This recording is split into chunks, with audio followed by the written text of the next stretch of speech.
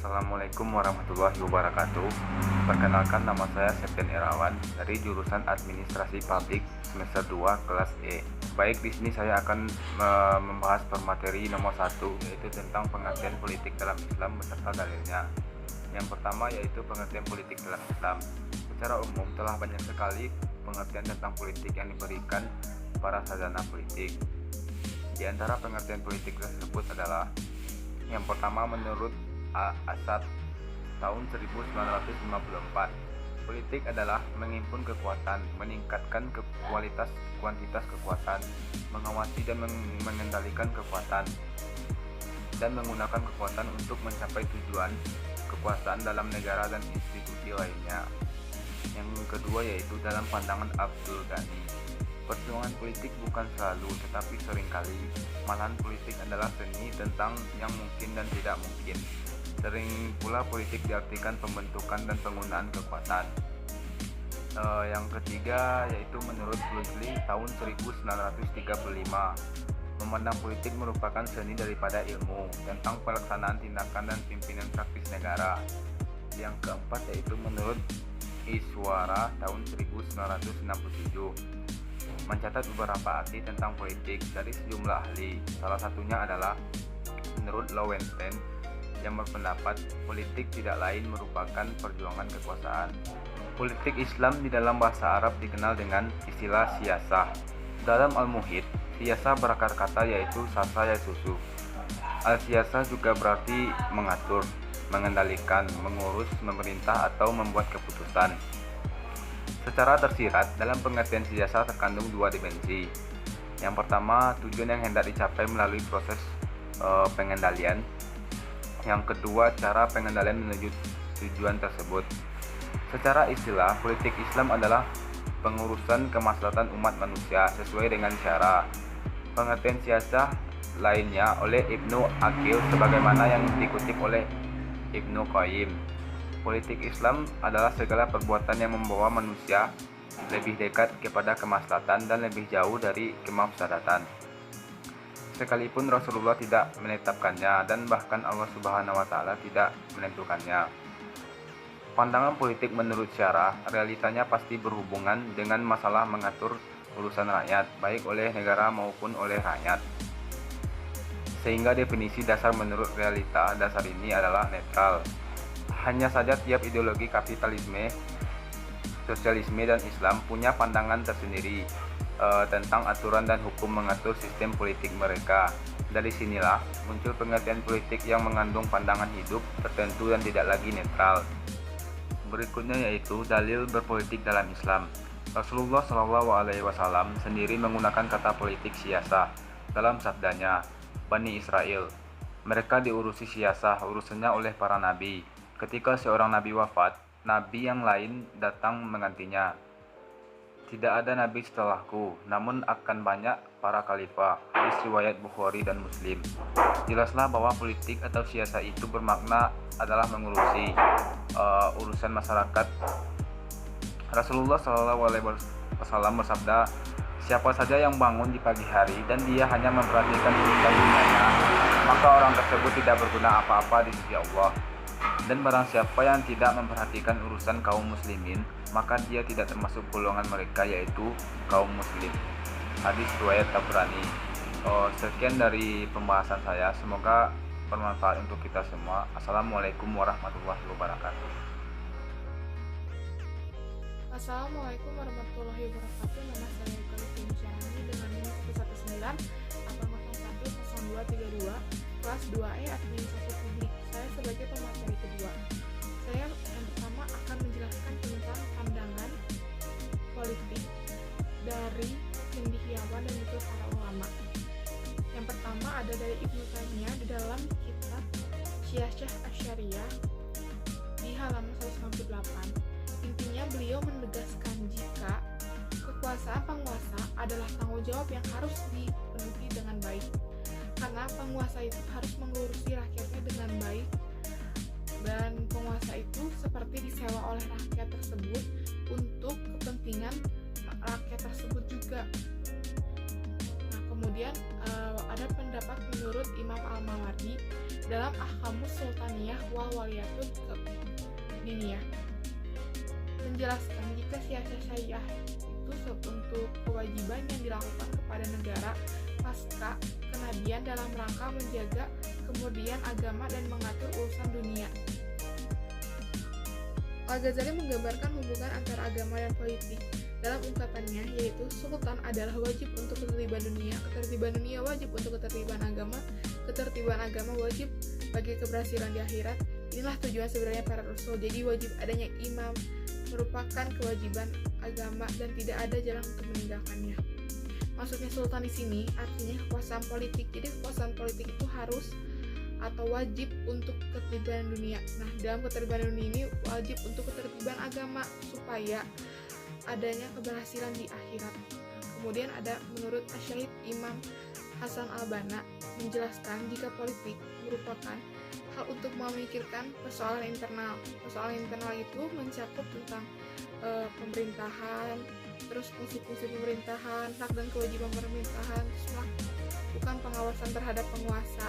Kemudian ada dari eksternalnya, yaitu meliputi memelihara kemerdekaan dan kebebasan bangsa, kemudian mengantarkan terhadap cita-cita dan tujuan yang diidamkan, dan juga membebaskan bangsa dari penindasan. Dari beberapa definisi menurut pandangan ulama dan juga para cendekiawan, itu mencakup dari 3 isu, yaitu yang pertama, paradigma dan konsep politik dalam Islam yang secara garis besar mencakup kewajiban menunjukkan kepemimpinan berdasarkan syariat Islam. Kemudian yang kedua, adanya partisipasi aktif setiap muslim dalam aktivitas politik. Kemudian yang ketiga, regulasi dan ketetapan hukum yang dibuat oleh pemimpin atau imam dalam rangka menangkal dan membasmi kerusakan, serta memecahkan atau mencari solusi dari masalah-masalah yang spesifik. Kemudian yang kedua, saya akan menjelaskan tentang sejarah pemikiran politik Islam. Dalam Islam, politik termasuk fikih siyasah, yaitu ilmu yang mempelajari tentang pengaturan kepentingan umat manusia dan negara yang berupa hukum, peraturan, dan kebijakan yang telah dibuat oleh para pemegang kekuasaan yang berlandaskan kepada ajaran Islam. Di dalam Al-Quran, tidak menegaskan secara terus terang bagaimana sistem politik itu muncul, namun menegaskan jika kekuasaan politik dijanjikan kepada orang-orang yang beriman dan beramal soleh. Ini artinya kekuasaan politik memiliki kaitan dengan kedua faktor tersebut. Sistem pemerintahan Islam itu sudah dimulai sejak masa Rasulullah SAW. 2 tahun setelah hijrah dari Mekah ke Madinah pada tahun 622 Masehi, Rasulullah SAW bersama seluruh komponen masyarakat Madinah mengeluarkan piagam yang disebut dengan Piagam Madinah. Isi dari piagam tersebut, yang pertama, tiap kelompok dijamin kebebasannya dalam beragama. Kemudian yang kedua, tiap kelompok berhak menghukum anggota kelompoknya yang bersalah. Kemudian yang ketiga, tiap kelompok harus saling membantu dalam mempertahankan Madinah, baik yang muslim ataupun non-muslim. Kemudian yang keempat, semua penduduk Madinah sepakat mengangkat Muhammad sebagai pemimpinnya dan memberi keputusan hukum segala perkara yang dihadapkan kepadanya. Terdapat 3 paradigma yang berkembang dalam Islam yang memiliki kaitan dengan politik. Yang pertama, paradigma tradisional atau sering disebut juga paradigma formalistik. Ini merupakan suatu agama yang serba lengkap karena di dalamnya terdapat ketatanegaraan atau politik. Karena mereka berpendapat jika sistem ketatanegaraan yang harus diteladani adalah sistem yang dilaksanakan oleh Rasulullah SAW. Kemudian yang kedua ada paradigma sekuler. Agama dalam pengertian barat. Maksudnya agama tidak ada hubungan dengan urusan kenegaraan. Karena Nabi Muhammad hanya diberikan tugas untuk menyampaikan risalah Tuhan kepada segenap alam. Kemudian yang ketiga, yang terakhir, paradigma sultanistik, yaitu kelompok yang menolak paradigma sekuler dan juga paradigma tradisional. Aliran ini memiliki pendirian jika Islam tidak terdapat dalam sistem ketatanegaraan, namun seperangkat tata nilai etika bagi kehidupan bernegara. Sekian Sekian materi yang bisa saya sampaikan. Mohon maaf jika ada kesalahan. Wassalamualaikum warahmatullahi wabarakatuh. Assalamualaikum warahmatullahi wabarakatuh.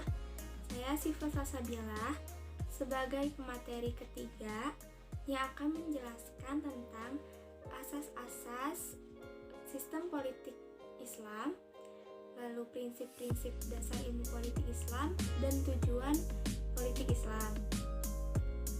Asas-asas sistem politik Islam ini ada 3. Yang pertama, hakimiyah ilahiyah. Hakimiyah ilahiyah ini berarti bahwasanya Allah lah yang menciptakan alam semesta dan seisinya. Jadi, hanya Allah lah yang berhak untuk mengadili, menghakimi, membuat peraturan dan menetapkannya. Hakimiyah ilahiyah dalam sistem politik Islam ini berkaitan dengan tauhid kepada Allah dari segi rububiyah dan ilahiyah. Hakimiyah ilahiyah ini terdapat pada surat Al-Qasas ayat 70 yang artinya, dan dialah Allah, tidak ada Tuhan yang berhak disembah melainkan Dia. Baginya lah segala puji di dunia dan di akhirat, dan baginya lah kamu dikembalikan. Asas yang kedua adalah risalah.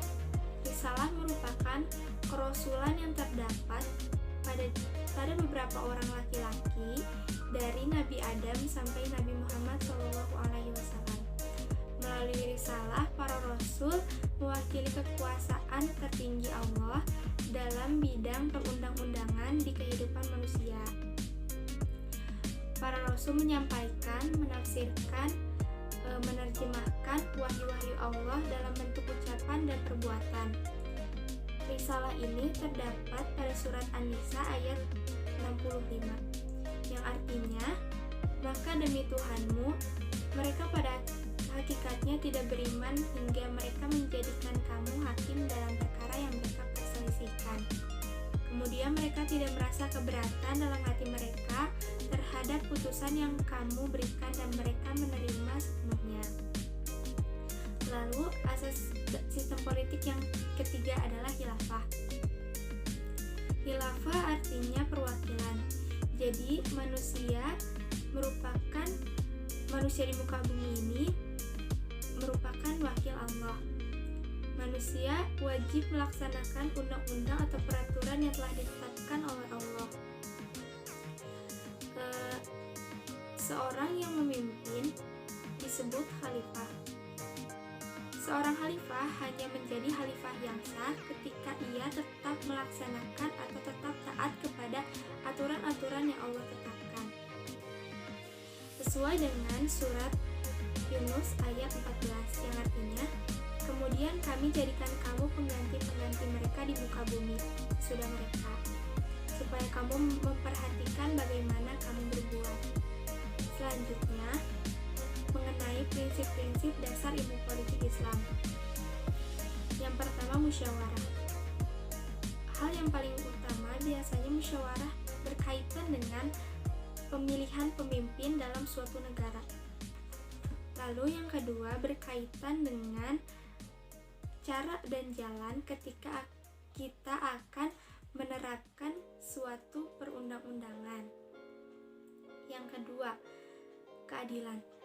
Keadilan dalam sistem politik Islam ini biasanya berkaitan dengan keadilan antara pemerintah dengan warga negara, keadilan antara kedua pihak yang berselisih, lalu ada keadilan antara pasangan suami istri, keadilan antara orang tua dan anak, dan lain-lain. Yang ketiga adalah kebebasan. Menerapkan kebebasan merupakan hal yang paling penting dalam sistem politik Islam. Kebebasan di sini biasanya mengarah pada kebebasan berpendapat. Yang keempat adalah persamaan. Karena pada hakikatnya semua manusia itu sama di mata Allah. Jadi setiap manusia berhak untuk mendapatkannya. Yang kelima adalah hak menghisap pihak pemerintah. Selain itu juga ada hak untuk mendapat penjelasan terhadap tindak tanduk. Menurut saya, prinsip ini dengan prinsip musyawarah. Kenapa? Karena contohnya pemerintah akan menaikkan harga sembako. Namun masyarakat tidak setuju atas kenaikan tersebut. Masyarakat melakukan demo atau aksi. Nah, dalam aksi atau demo ini pastinya akan dilakukan musyawarah antara pemerintah dengan warga negara. Yang keenam adalah diwajibkan untuk memperkuat tali silaturahmi. Sebagaimana yang diajarkan dalam Islam, kita sebagai muslim pastinya harus menjaga ukhuwah. Yang ketujuh adalah kedaulatan dan hukum yang paling tertinggi itu ada di tangan Allah. Seperti yang saya jelaskan dalam Hakamiyah Ilahiyah, Allah lah yang berhak untuk mengadili, berhak untuk menetapkan suatu peraturan. Selain prinsip-prinsip tersebut, ada juga prinsip tambahan dalam fikih siasah, yaitu prinsip hukum ketatanegaraan Islam. Dalam prinsip ini biasanya mengatur tentang hubungan antara lembaga-lembaga negara, contohnya hubungan antara lembaga eksekutif, yudikatif, dan legislatif. Dalam ketiga hubungan lembaga ini perlu dilakukan riset dan perencanaan yang matang, karena dalam menetapkan atau membuat undang-undang itu harus sesuai dengan syariat Allah, sesuai dengan otoritas atau kewenangan lembaga tersebut. Lalu tujuan politik Islam. Yang pertama, meningkatkan keimanan sesuai dengan apa yang telah disepakati oleh ulama. Yang kedua adalah melaksanakan proses pengadilan dan menyelesaikan masalah terhadap pihak-pihak yang berselisih. Yang ketiga adalah menjaga suatu daerah agar daerah tersebut aman, damai, dan tentram. Yang keempat adalah melaksanakan hukuman terhadap orang-orang yang melakukan pelanggaran atau penyimpangan demi terjaganya hak-hak setiap manusia. Yang kelima adalah menjaga perbatasan negara dengan persenjataan yang lengkap untuk mengantisipasi adanya serangan dari pihak luar. Yang keenam adalah mengendalikan urusan cukai, zakat, dan sedekah. Yang ketujuh adalah mengatur anggaran belanja negara agar dalam penggunaannya tidak boros, dan mengangkat pegawai yang memiliki kinerja bagus dalam mengatur kekayaan negara. Yang terakhir adalah menjalankan pemeriksaan atau pengawasan terhadap orang-orang yang melakukan pelanggaran atau penyimpangan. Cukup sekian pemaparan materi dari kami. Mohon maaf bila ada kekurangan dan kesalahan kata. Jangan lupa komen ya teman-teman, dan jangan lupa selalu jaga kesehatan. Dadah, assalamualaikum warahmatullahi wabarakatuh.